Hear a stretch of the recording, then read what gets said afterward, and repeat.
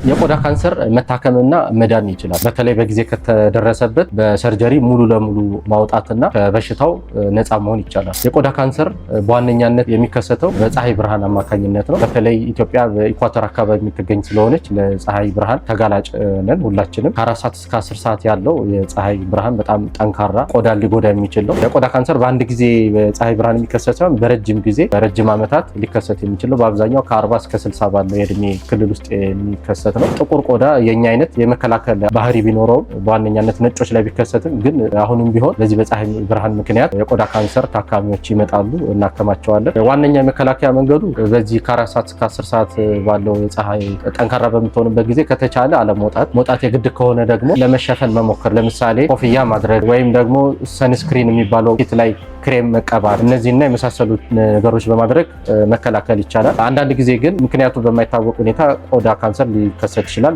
ከቤተሰብም ወደ ልጅ በዘር ሊተላለፍ ይችላል። በዋነኛነት ሕክምናው በቀዶ ሕክምና ነው። የሚወጣውም ብዙ ጊዜ ፊት ላይ እና አንገት ላይ አካባቢ ነው። ዙሪያውን ሙሉ ለሙሉ ማውጣት ያስፈልጋል። ከወጣም በኋላ የቀረውን ቦታ መሸፈን እንዳስፈላጊነቱ፣ ትንሽዬ ከሆነች ቀጥታ መሸፈን ይቻላል። ካልሆነ ተለቅ ካለ ቆዳ ወስዶ መለጠፍ ያስፈልግ ይችላል። ወይ እዛው አካባቢ ያለውን ቦታ ሪአሬንጅ አድርጎ መሸፈን ያስፈልግ ይችላል። አንዳንድ ጊዜ ደግሞ በጣም ሰውነት ላይ ከተሰራጨ በኋላም ሊመጣ ይችላል። ያም ቢሆን መፍትሄ ያለው አንገት ላይ አካባቢ ንፍፊት የምንላቸው ወደዛ ሊሰራጭ ይችላል። እሱን ጨምሮ ዋናው ካንሰር ወጥቶ ከሌላ ቦታ ጮማ፣ ቆዳ ወይም አጥንት ወስዶ ያንን አካባቢ መሸፈን ይቻላል። ስለዚህ የቆዳ ካንሰር ያለበት ታካሚ መፍትሄ እንዳለው አውቆ ወደ ጤና ተቋሞች ቢሄድ መፍትሄ ይኖረዋል። ዶክተር አብዱራዛቅ እባላለሁ። ፕላስቲክ ሪኮንስትራክቲቭ እና ማይክሮ ሰርጀሪ ሰብ ስፔሻሊስት ነኝ።